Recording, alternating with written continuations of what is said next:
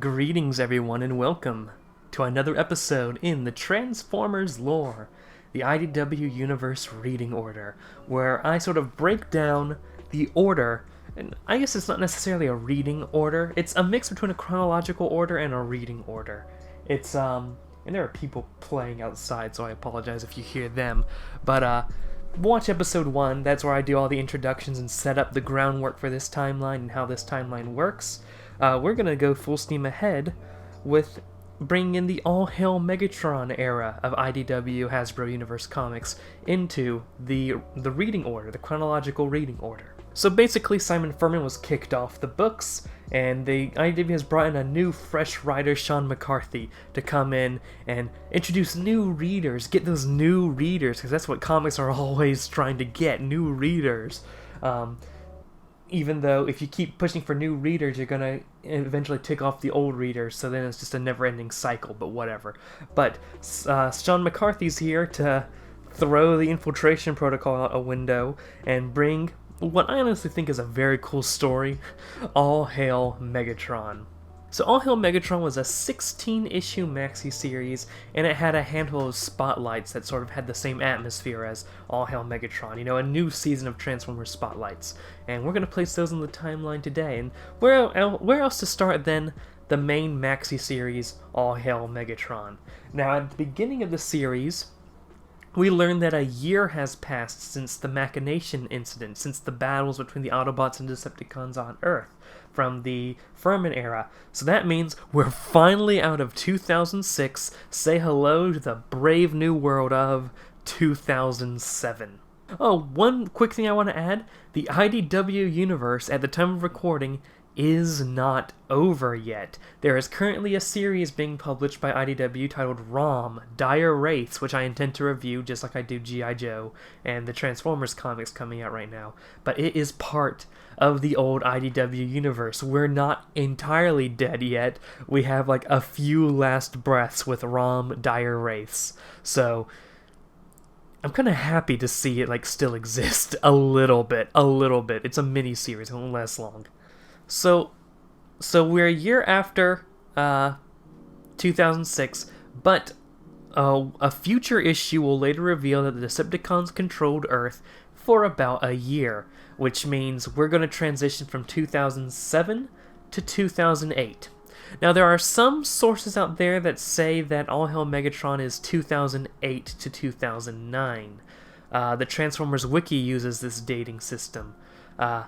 They mention that one book specifies that the Devastator's attack on New York City happens on May 29th, I believe, and they list 2008. I looked everywhere I could to try to find that date. I could not find that date, but I do vaguely remember May 29th, like them putting an actual day on when the attack happened in New York City. I don't remember if they said 2008 or not. If anyone can look back and find where it says May 29th, 2008, does it actually say 2008 or does it just say May 29th?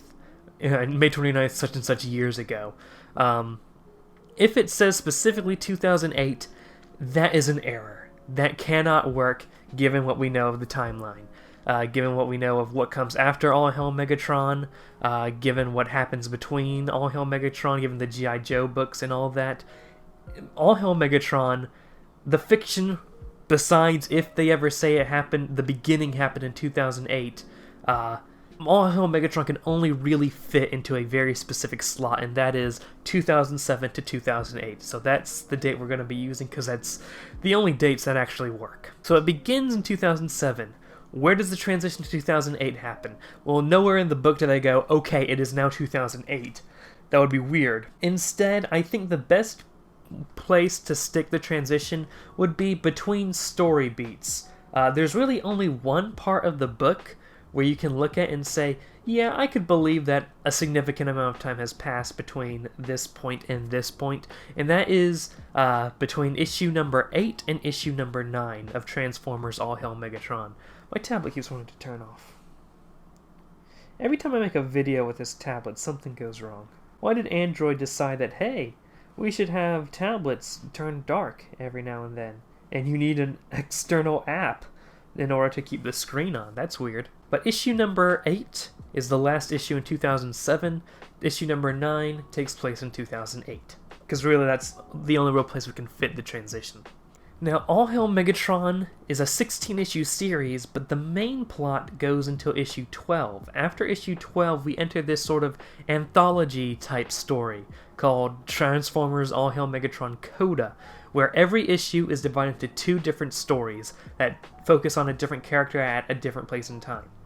So, can Coda all fit after issue number 12? Well, let's see. Issue number 13 has Old Ways, which involves Ironhide talking to Optimus Prime, hiding inside a cave, clearly after All Hail Megatron. And then it also has Uneasy Lies the Head, dealing with the Decepticons and their leadership struggles after All Hail Megatron. 13 can go after 12, that's fine. Number 14, we have Replay with the reveal that Sunstreaker isn't actually dead, but his head is just reliving all of his horrible memories at the bottom of the canyon. That's post All Hail Megatron.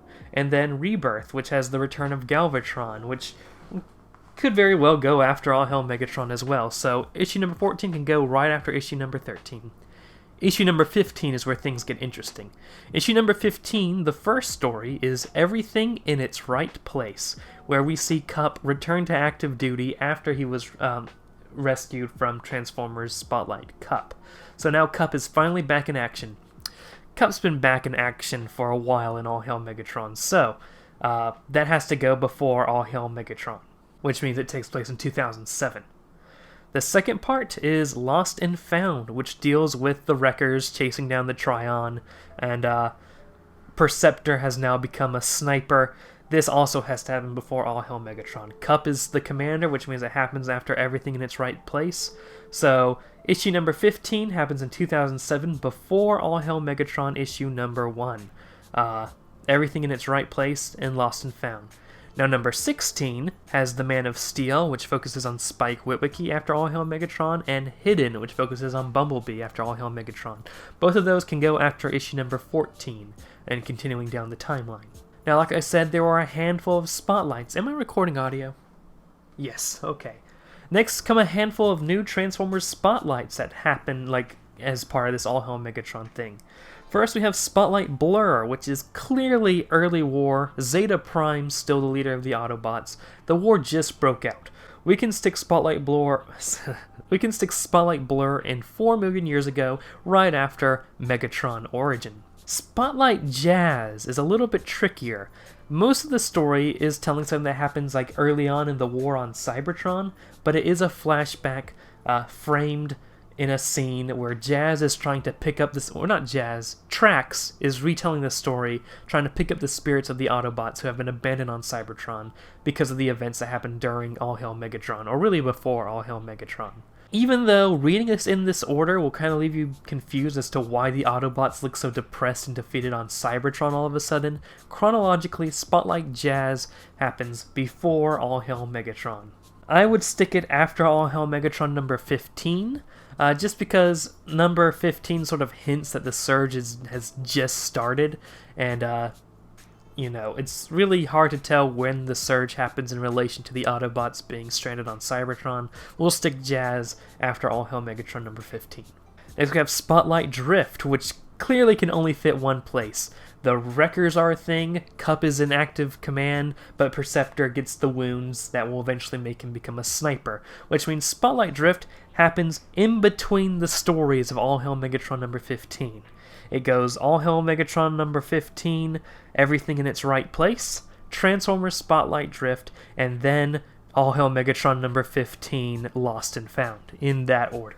Spotlight Cliff Jumper, you're kind of flexible as to where you put it. It doesn't have a date, but it does happen in a specific era where Cybertron has been abandoned, which means it happens after the Battle of Thunderhead Pass, sometime after 1568. We know the Battle of Thunderhead Pass happened 700 stellar cycles before 2006, thanks to Transformers Stormbringer, and then a stellar cycle, according to Simon Furman, in the context of the IDW universe, is 7.5 months. That brings us to about 1568, where the Battle of Thunderhead Pass happens. So Cliffjumper happens sometime after 1568.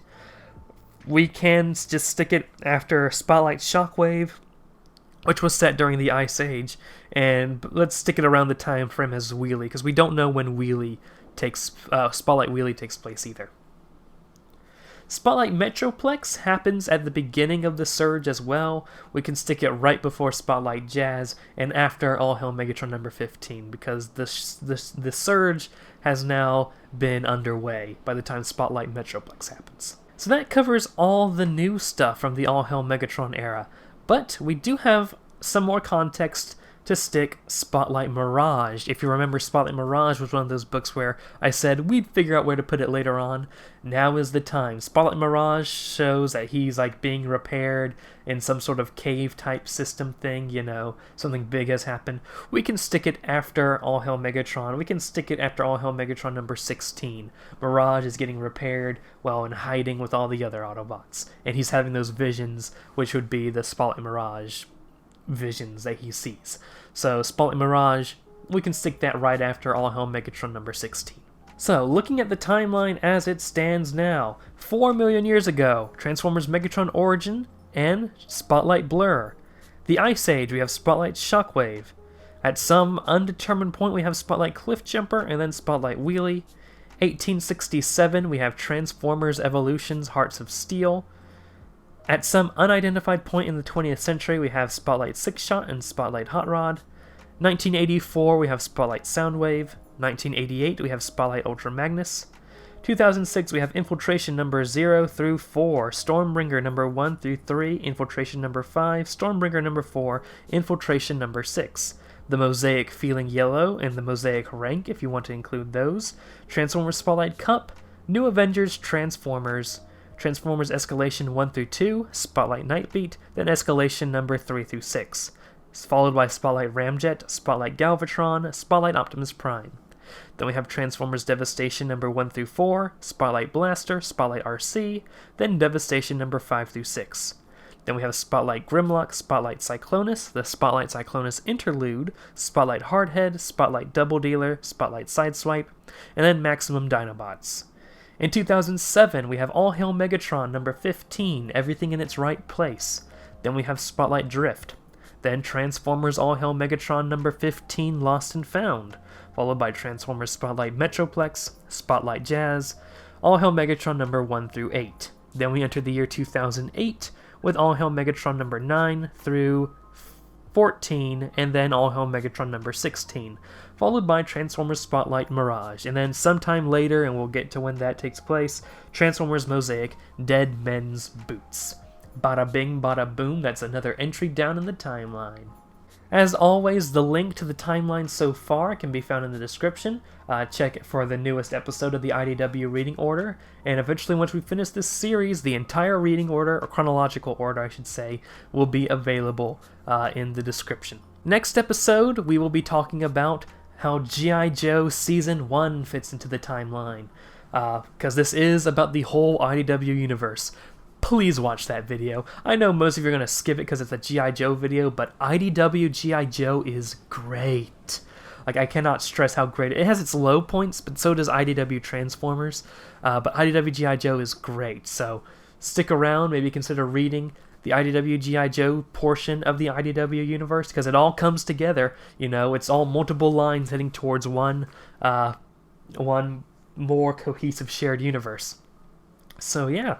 G.I. Joe Season 1 will be the next episode of this series. I'm thinking of getting part 2 of the Universe War out as the next Transformers lore video, but we'll see. But thank you guys so much for watching. Check out all my social media links in the description. We also have a Patreon.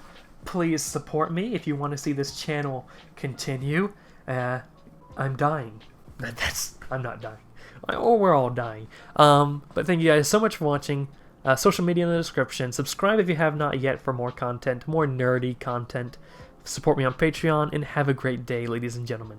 Huge thanks to our patrons, including this month's $10 plus patron, Josh Adkins. Check out the description for more patrons and more info about how you can receive a shout out here.